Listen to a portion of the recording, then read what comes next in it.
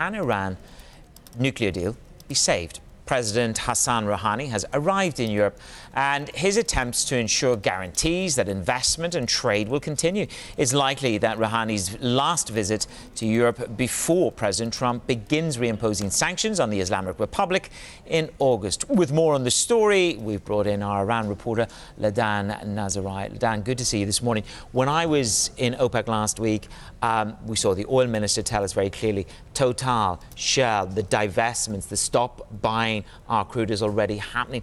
What makes us think that this visit is so significant by Rouhani? Why is it so significant? Well, the visit had been planned for months, the official visit, but it just happens now that it's coming at a crucial time.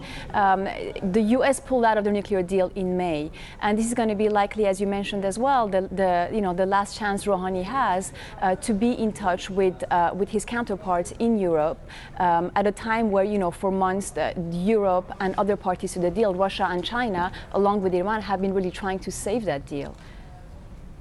And good morning to you, Ladane. What are the assurances then and the measures that Rouhani wants to get from this European visit? Well, a few things are at stake. The U.S. State Department just this week said that the U.S. will be trying to cut down to zero revenues from oil that Iran will be getting. So the first thing is for Iran to try to ensure that there is a way that not a significant chunk of its oil exports will be cut because of sanctions being reimposed.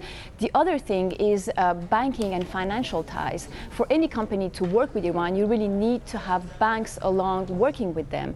And we know that even before sanctions were reimposed, some of the larger banks had issues working with Iran because of reputational issues, and they were just not very comfortable with that. So now with sanctions coming back, it's very important for the EU to find a mechanism, to find independent channels that will allow some financial exchange to happen with Iran, while banks or those entities won't be subject to sanctions from the US. And yet, while the EU may find channels and opportunities, of course, it's whether the corporates are brave enough or the banks are brave enough to take those conduits and stand full and square to the White House and say, no, we feel protected by Europe.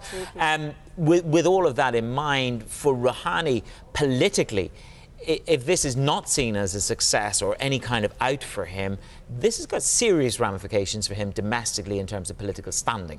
Yes, for sure. I mean, Rouhani was re-elected last year. He had his own campaign promises, which was to revive the economy, which was to, create jobs. And now 1 year, into his second term, he's being faced with a situation where, it's just out of his hands. It's not going to be an easy 3 years ahead if there are no solutions to be found to any of these issues.